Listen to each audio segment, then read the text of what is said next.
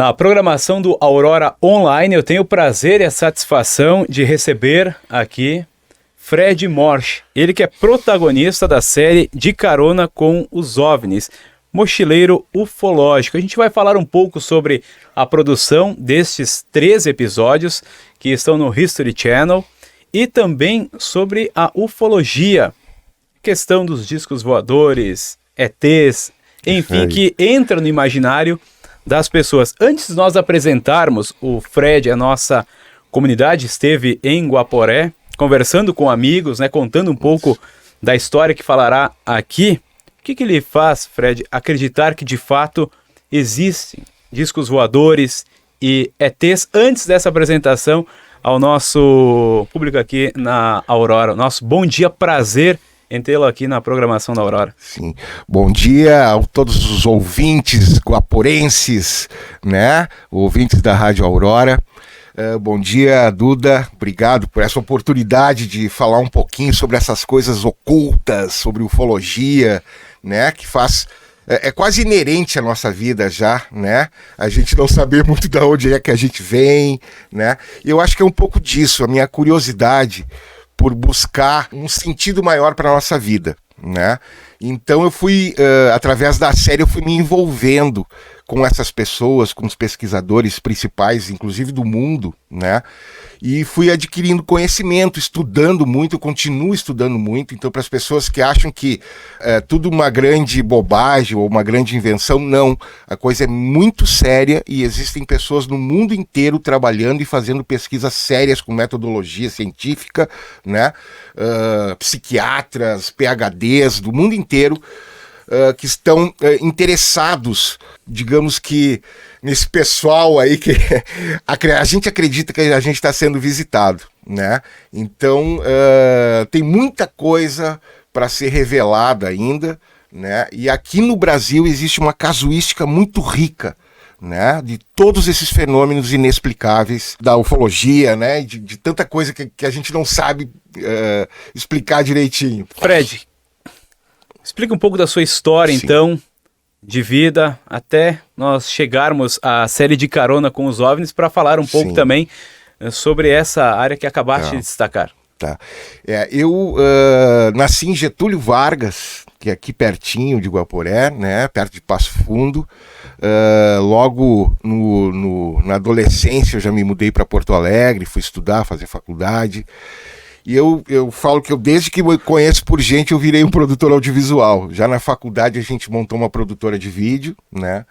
Então passei por muitas etapas dentro desse mercado, né? Conhecendo tudo, desde direção de arte, direção de foto, passei por tudo, né? Dentro dessas produtoras. E culminou, digamos assim, em 2015, porque não existia um mercado ainda de TV a cabo, ou seja, da gente produzir séries, né? Produzir programas para televisão internacional, inclusive, né? Então, a vinda desses canais modificou o mercado brasileiro, né? Para melhor, né? E aí eu comecei a buscar minhas referências, as coisas que eu gostava, as coisas que eu achava que eu podia trabalhar, né? E um certo dia desses eu criei a série De Carona com os OVNIs, né? E já saiu com esse nome, né? A série ela trata de a gente ir em lugares conhecidos como hotspots, né? Que são os lugares quentes, os lugares onde os fenômenos aparecem com mais frequência, né? E esses lugares existem no mundo inteiro e também no Brasil, né? Então a gente fez 13 episódios, né? Buscando ir nesses lugares tão interessantes e tão enigmáticos do Brasil para conversar com os pesquisadores, os ufólogos que buscam as histórias, que pesquisam as histórias que acontecem nesses lugares e, o mais legal de tudo, conversar com as testemunhas cara a cara, né? Olhar no olho das pessoas e ver a verdade delas sobre essas histórias tão incríveis que acontecem no nosso país e no mundo inteiro. Antes, né? de dar início à série, de ter a ideia, né, de Carona com os OVNIs, você acreditava? Sim, eu acho que eu não conseguiria ter feito a série se eu não acreditasse, né? eu sempre tive um envolvimento, uma vontade de entender quem nós somos, né? Então vem essa coisa da religiosidade, da espiritualidade, né? Então eu acho que unindo essas coisas eu digo, cara, quem são esses extraterrestres? Que fenômenos são esses tão intrigantes que acontecem, né? E aí quando você busca a literatura, os trabalhos de pesquisa que existem feitos no mundo inteiro, você vê que a coisa é muito séria, né? Muito mais séria do que as pessoas imaginam, né? Que muitos acreditam que, tipo aquela frase, sou que nem São Tomé, só acredito vendo. Sim, sim. Eu acho que é a verdade de cada um, né, Duda? A gente conversa. Uma coisa que foi legal na série foi que a gente foi do sul ao norte do país, né? E a gente queria olhar no olho das pessoas e entender se essa diferença cultural tão grande que existe no nosso país também ela entrava no fenômeno, digamos assim, né? Tipo, o que as pessoas falariam de diferente aqui no sul e lá no nordeste, né? E o incrível de tudo isso é que a gente chegou à conclusão de que a única coisa diferente é o modo de se expressar, o modo de dizer, de como é que elas veem as coisas. As pessoas relacionam as coisas com aquilo que elas conhecem, né? Então, por exemplo, lá no Nordeste, as pessoas chamam os UFOs, os OVNIs de aparelho, né? Então, olha, eu vi o aparelho lá voando, tudo para eles é aparelho, né? Teve um caso, por exemplo, no interior do Rio de Janeiro, que um senhor chegou para nós assim, mas o que o senhor viu, né? E aí ele trouxe uma bacia, né? E ele disse, olha, eu vi uma bacia de cabeça para baixo, né? Voando com barulho de geladeira, né? Então, essas coisas que são interessantes, quer dizer, pessoas que não têm conhecimento dessa tecnologia, enfim, dessas histórias de ufologia, né? E que veem as coisas com seus próprios olhos, se impressionam e nos passam essa coisa simples, esse olhar simples, né? De que algo está acontecendo. Então, assim, a característica principal de todos esses avistamentos é que a coisa é física. Existe um fenômeno acontecendo, né? Não são só luzes ou... Claro que existem fenômenos naturais desconhecidos até hoje, né? Então, e esse é o trabalho que a gente faz, quer dizer, é tentar decifrar o que está acontecendo. Então as pessoas te mandam um vídeo, te mandam relatos, né? E aí tu vai falar com as pessoas e vai começar a investigar, caso a caso, o que está acontecendo, né? E se eu te contar, são tantas histórias, né? São tantas pessoas que vêm em todo o Brasil, em todo o mundo, que tu vai ficar abismado da quantidade de histórias que existem. Depois a gente vai falar, acho que numa história que eu estava acompanhando através da série de Carona com os OVNIs, que é Varginha, que eu acho que é o centro do país na questão de exposição e até propriamente marketing, né, sobre esta área. Mas nós temos essa série no History Channel, foi difícil entrar ali? Inclusive a gente ganhou o prêmio de melhor série brasileira documental do ano de 2018. A série foi lançada no finalzinho, dezembro de 2018, 2019 que a gente acabou recebendo o prêmio e tendo o feedback da série, né? A série ainda, hoje ela reprisa no History aos domingos à noite, né? E a gente descobriu aí que ela é pico de audiência até hoje. Eu acho que tem uma coisa assim, eu sempre me preocupei muito com qualidade nos meus trabalhos de vídeo. Então, acho que foi um desafio enorme trabalhar numa produção internacional, né? A série ela é considerada uma série latino-americana, né? Então, a gente tinha uma responsabilidade muito grande de levar um conteúdo sério e, ao mesmo tempo, com entretenimento, né? Então, acho que a gente tinha que dosar isso e conseguir esses elementos para ter uma química legal e a gente colocar no ar isso. Terminar um pouquinho com o tabu, né, que existe, que alguns acreditam que seja uma grande bobagem e outras pessoas acreditam que seja talvez uma coisa séria demais. Então a gente queria ter um meio de campo aí. Como é que você se descobriu como protagonista do personagem Isso principal? é outra grande história, porque eu... Quem geralmente está atrás e trabalha com produção, às vezes tem aquele medo, né? Ou aquele receio de aparecer frente à imagem. Eu sempre tive uma coisa assim, eu gosto muito de música. Eu não digo que eu sou guitarrista porque eu toco muito mal, mas eu sempre ia muito em shows, tive uma banda, então eu tive uma certa experiência assim de estar nos palcos e tal. Mas eu acabei sempre trabalhando por trás das câmeras, né? Eu sempre fui produtor, né? Eu virei um produtor audiovisual.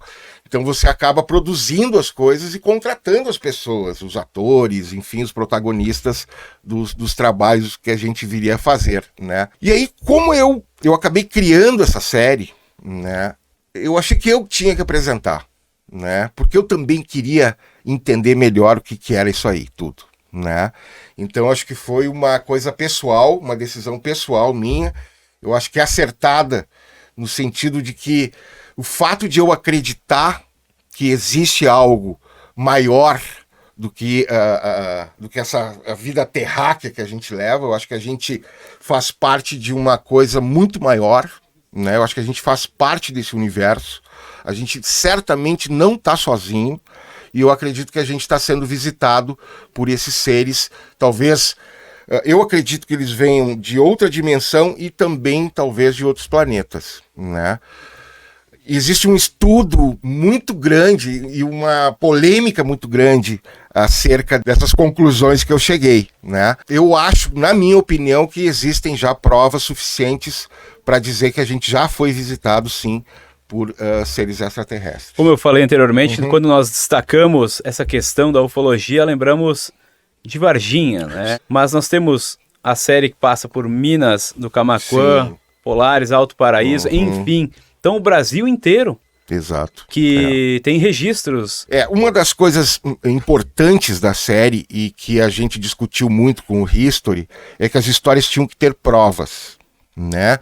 O que são as provas? São os vídeos e fotos, principalmente, dos acontecimentos, né? Dos fenômenos acontecendo, né? Eu tive a oportunidade, por exemplo, lá na Chapada Diamantina, de ver uma luz, né? Que eu fiquei arrepiado até hoje. Eu acho que é a história que eu mais conto nas minhas palestras, nas minhas andanças aí pelo Brasil, foi desse avistamento lá na Chapada Diamantina, que eu acabei vendo uma luz completamente estranha num lugar onde não poderia existir essa luz, né? E a grande comprovação veio porque a gente estava gravando, né? Com uma câmera que grava com qualidade à noite, né? E a grande surpresa foi que quando a gente foi verificar essa gravação, esse avistamento que a gente teve lá na Chapada Diamantina, na Bahia, a gente viu 2 luzes voando. Foi muito incrível. E aí tive também, aqui no Rio Grande do Sul, tive um outro grande avistamento que está na série, né? Os 2 estão na série, que foi uma, sei lá, vamos dizer assim, que eu seja uma nave, né? Uma luz muito forte que passou sobre a gente, muito baixa, né? Ou seja, não poderia ser um avião. Olha, não era a ISS, que às vezes confundem, né? Porque a ISS ela passa e ela dá uma impressão diferente, né? Mas a gente consultou e essa ISS não poderia ser, ou seja, esse evento que a gente participou, que a gente visualizou lá em Minas do Camaquã, ele foi considerado por todos os pesquisadores especialistas que a gente enviou as imagens como um objeto voador não identificado, né? Então os OVNIs, o estudo da ufologia, a princípio é sobre objetos voadores que não são conhecidos, que não são nossos, né? E que não existe explicação, né? O grande dilema, e aí eu acredito que exista uma verdade nisso, é que eles também possam ser esses seres extraterrestres nos visitando, né? Eu acredito que já existam provas suficientes para dizer que esses caras estão vindo para cá, né? Uma dessas provas você relata na série, né, de Carona com os OVNIs, recomendo que assistam, é em Varginha. Exato. Ficou impressionado pelo que sim, viu? E Varginha, pelos estudos? O caso Varginha foi em 96, né? Em 1996. Então é recente. É recente, no sul de Minas Gerais, né? E foi um grande quebra-cabeça, né? E os ufólogos, os grandes pesquisadores desse caso, eles dizem que ainda metade da coisa não foi solucionada. Recentemente, um grande amigo meu e pesquisador chamado Marco Aurélio Leal, que é um sorocabano, né? Ele começou a revisitar o caso, né? Porque o caso, como aconteceu em 96, escreveram 3 livros, né? Existem 3 livros escritos pelos 3 principais pesquisadores do caso, e o caso parou, né? 2 desses caras que escreveram um livro sumiram. Eles nunca mais falaram sobre ufologia, né? Os 2 principais. Um hoje é presidente da OAB em Varginha e o outro foi morar fora do país, né? E essas 2 pessoas, depois a gente ficou sabendo, eles foram abordados pelo Exército Brasileiro, e o Exército Brasileiro, de uma certa maneira, pediu para que eles não divulgassem mais essa história. Então o Marco ele começou a revisitar e pesquisar de novo o caso, porque havia ainda muitas lacunas abertas, né? E esse novo estudo se transformou, chamou a atenção de um dos maiores documentaristas do mundo, chamado James Fox, né? As pessoas podem procurar aí no Google. O James já protagonizou algumas séries no Discovery, como Fact or Fake It, Chasing UFOs, que é uma série bem conhecida, OVNIs no Alasca, Eles Estão Entre Nós, enfim, ele fez várias séries, né? E em 2020 ele lançou um filme chamado The Phenomenon, onde ele entrevista inclusive o Barack Obama, o ex-presidente dos Estados Unidos, várias pessoas do Senado americano, né? Onde ele prova praticamente de que esses fenômenos são reais. Os Estados Unidos, já há muito tempo, fez vários programas oficiais pagos pelo governo de estudo da ufologia, né, dos discos voadores. Um dos mais conhecidos é o projeto Blue Book, que depois virou uma série de ficção no History. E o projeto Blue Book é incrível, porque eles contrataram um cara chamado J. Allen Hynek, tá? O Hynek era um grande astrônomo americano, né? E ele se envolveu nessa pesquisa e eles começaram a ir a fundo nessas histórias. Resumindo, o Hynek virou ufólogo. Mais ou menos o que aconteceu comigo. Ele passou a acreditar que realmente as histórias todas eram reais, né? A ufologia, Eduardo, ela é baseada em pesquisa de campo, que é um braço da pesquisa científica. Ou seja, você vai no lugar do acontecimento e você vai conversar com as testemunhas que se envolveram nesse acontecimento e com o local, enfim, e você vai coletar dados daquilo que aconteceu, né? Então a ufologia ela é baseada nisso, né? Só que eu acho que com a tecnologia que vem avançando muito rápido no nosso mundo, a gente teve um salto muito grande. Inclusive os caras falam, existem aí muitas teorias conspiratórias também, que é legal a gente falar, que, por exemplo, a energia de micro-ondas não seria nossa, seria uma engenharia reversa, né? E assim, várias outras tecnologias que não teria como a gente ter descoberto tão rapidamente, né? Então existem muitas teorias conspiratórias de que os Estados Unidos já conhece essas histórias, a coberta dessas histórias. Então tem a famosa Área 51, né? Que dizem que os ETs já foram pegos e estudados, né? E aí, inclusive, entra já na história de Varginha, de que existiu uma grande colaboração entre o governo brasileiro e o governo americano, né?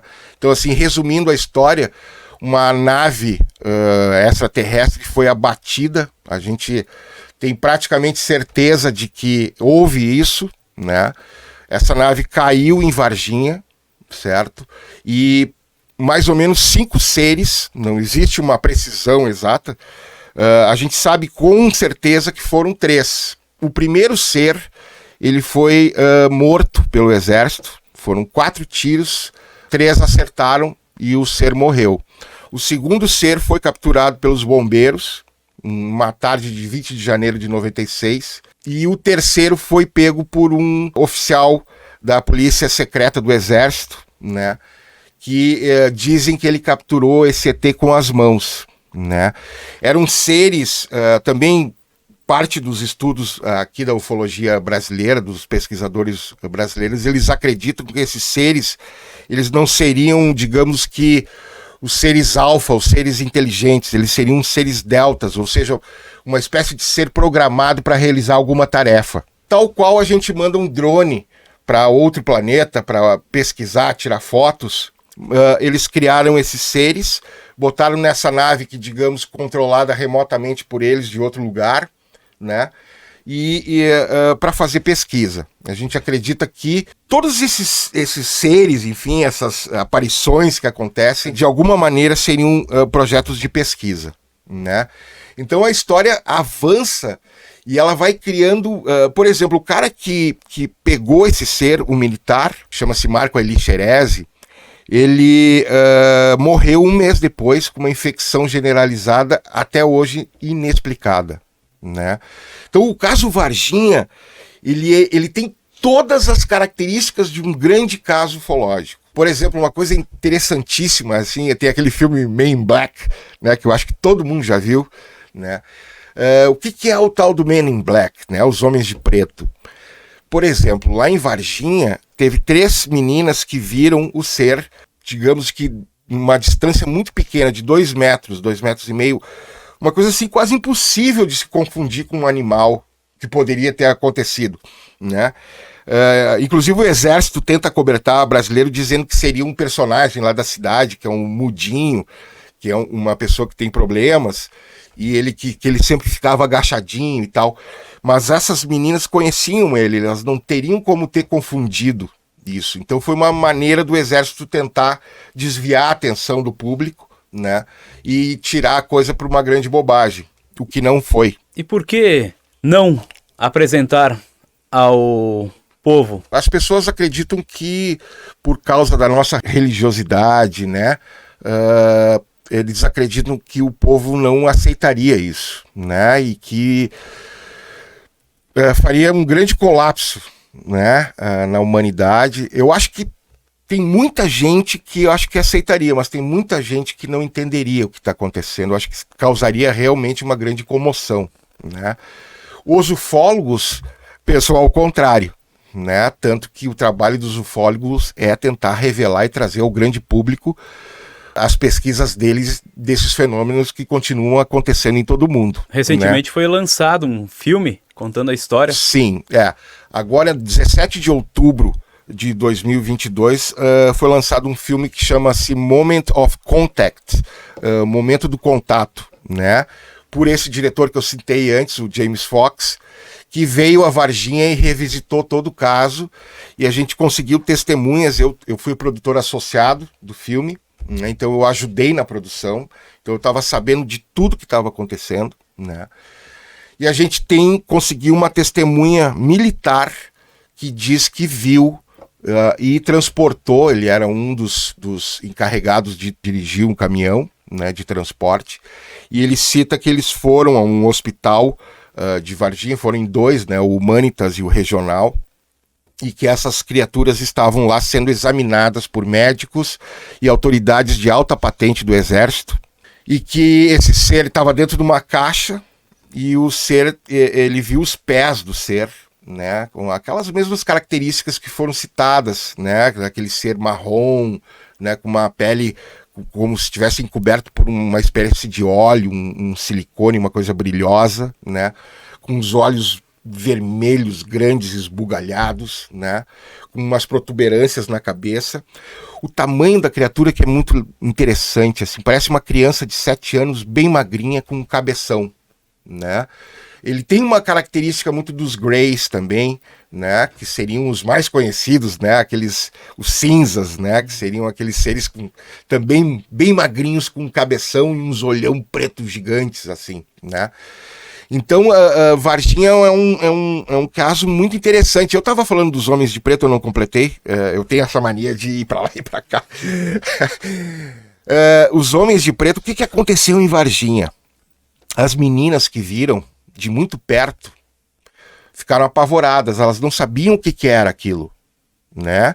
Era uma menina tinha 14, a outra 15, a outra 20 na época. E elas relacionaram, como elas eram ligadas enfim, todos nós, né, católicos, né, aqui no Brasil, e elas acharam que era uma espécie de demônio que elas tinham visto. Elas não relacionaram. A coisa do ET veio muito depois, né? Elas não tinham a menor noção de que era talvez um ser extraterrestre, né? Hoje a gente acredita que nós temos essa confirmação de que esses seres foram capturados e foram examinados e foram levados para os Estados Unidos, né? A gente tem quase que uma certeza disso, né? O filme, ele estourou no mundo inteiro. Hoje ele está em primeiro no iTunes, que é uma das grandes plataformas de streaming do mundo, né? Nos Estados Unidos está em primeiro. O filme foi lançado em várias plataformas internacionais e a gente está negociando para que o filme estreie no Brasil em breve, né?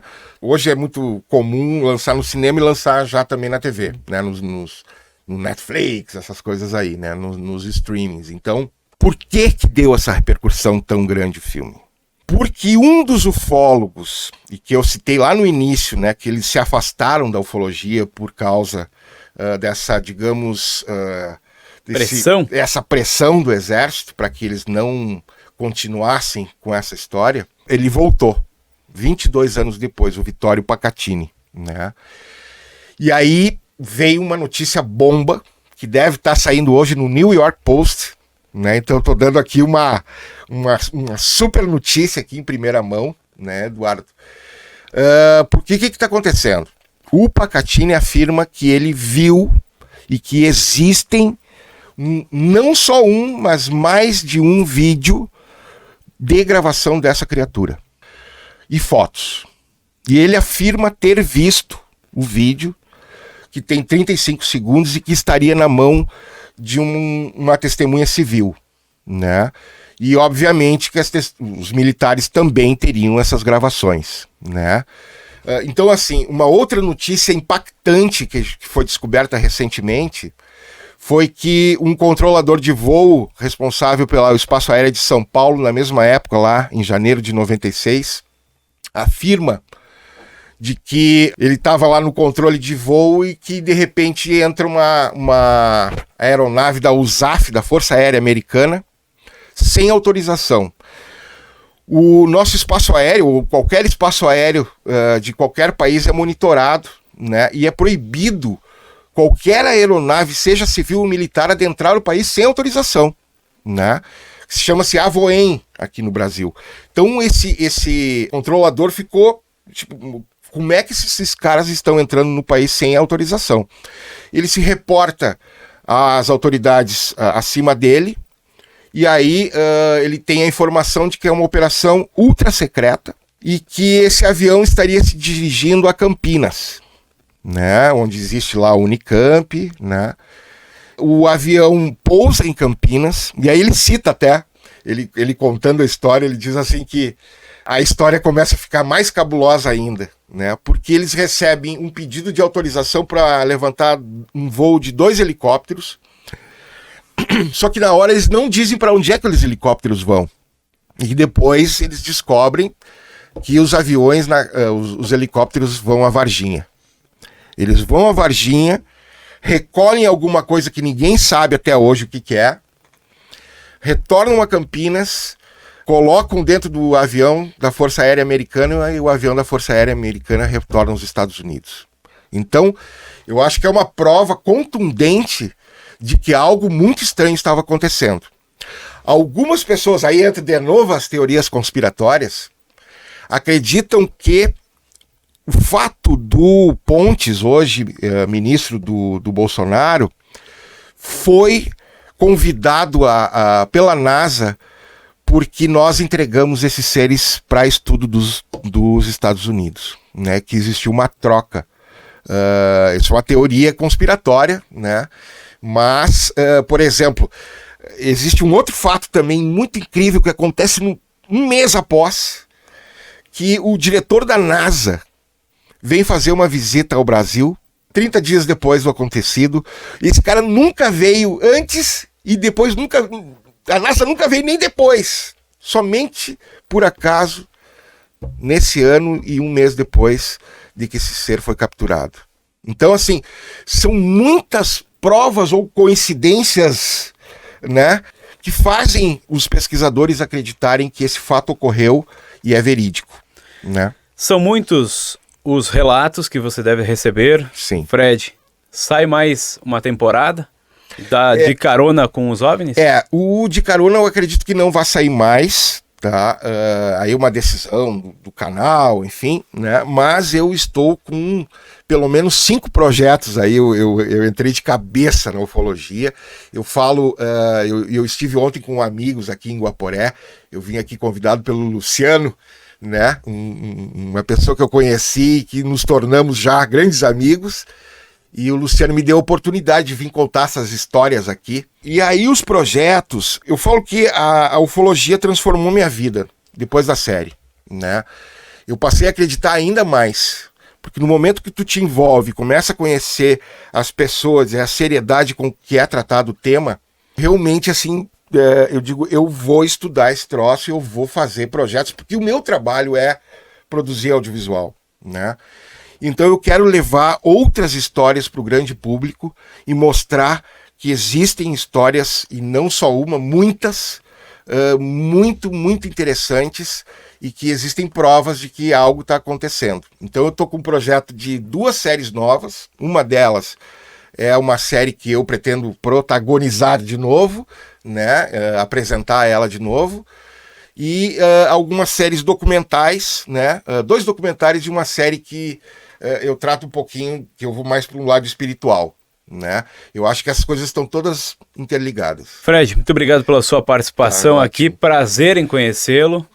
Né, para quem estuda produção de artes visuais, né, cinema, rádio, enfim, TV, um assunto que nós poderíamos ficar aqui horas e horas, ainda mais ligado justamente ao mistério, né, que é a ufologia. Então, prazer em recebê-lo aqui, obrigado, e com certeza teremos outros papos pela frente. Obrigado, Eduardo. Queria deixar um grande abraço para Guaporé, dizer que eu não conhecia a cidade assim, fiquei muito feliz de conhecer uma cidade tão bonita. Então eu queria deixar um grande abraço e dar um recado: fiquem de olho no céu. Fred Morsch, protagonista da série De Carona com os OVNIs, aqui na programação do Aurora Online.